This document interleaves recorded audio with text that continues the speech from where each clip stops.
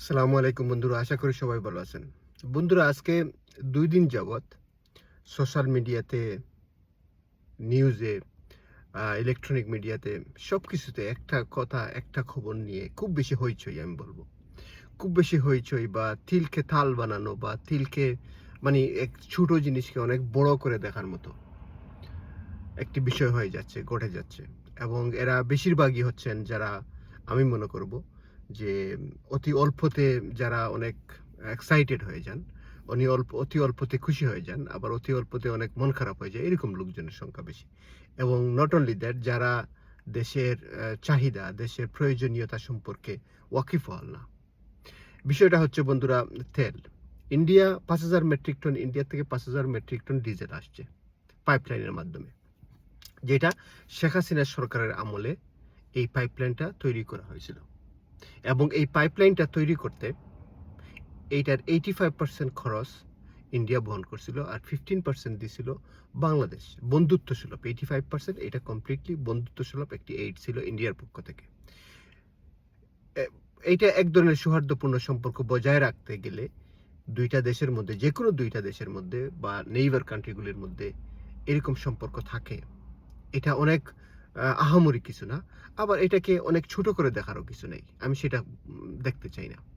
কিন্তু আমাদের দেশের মানুষ যে এতটা এক্সাইটেড বা এতটা ওভারওয়েলমিং হয়ে গেছে, একটা ছোট্ট সেই 5,000 মেট্রিক টন, মাত্র 5,000, সংখ্যাটা খেয়াল করেন, 5,000 মেট্রিক টন ডিজেল ইন্ডিয়া থেকে আসছে। এটা ফ্রি না, এটা পয়সা দিয়ে কিনা হচ্ছে।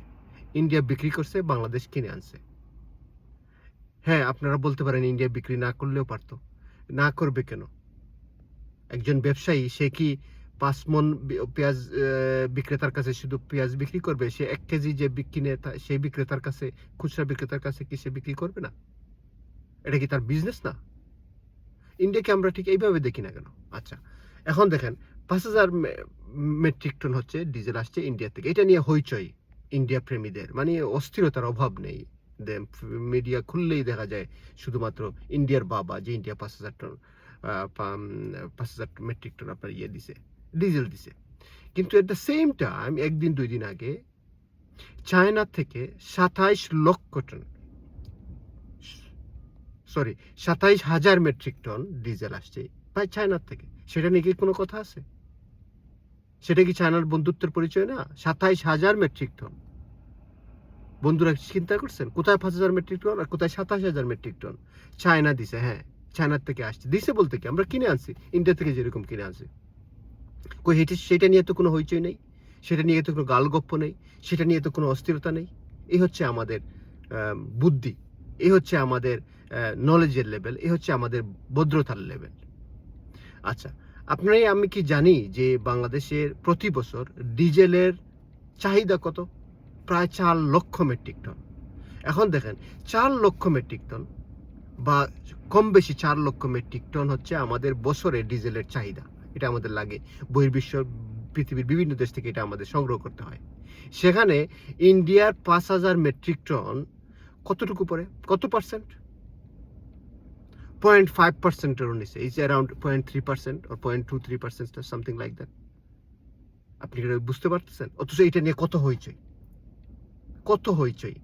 এই হচ্ছে আমাদের বুদ্ধি, এই হচ্ছে আমাদের আকল, এই হচ্ছে আমাদের মেধা, এই হচ্ছে আমাদের চাটুকারিতা, এই হচ্ছে আমাদের পরশ্রীকাতরতা। পরশ্রীকাতরতা বলছি এই কারণে যে চায়নাকে ধন্যবাদ দিতে রাজি না। চায়নার এই হেল্পটা, এই সহমর্মিতা বা এই যে ভদ্রতা, সে 27,000 মেট্রিক টন দিল।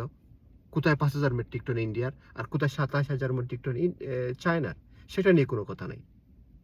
আশা করি আমরা যখনই যেই মেসেজগুলি আমরা ফরওয়ার্ড করব, লাইক দিব, শেয়ার দেব, একটু জেনে নেব, একটু খুঁজে নেব, 5 মিনিট সময় নষ্ট করে, 5 সেকেন্ড সময় নষ্ট করে, তাহলেই আমরা সঠিক খবরটা মানুষের কাছে পৌঁছাতে পারবো। ইন্ডিয়ার এই ভালো মানুষকে আমরা ধন্যবাদ জানাই, তবে এটা নিয়ে বাড়াবাড়ি করার কিছু নেই, একদম বাড়াবাড়ি করার কিছু নেই। খোদা হাফেজ, গড ব্লেস বাংলাদেশ।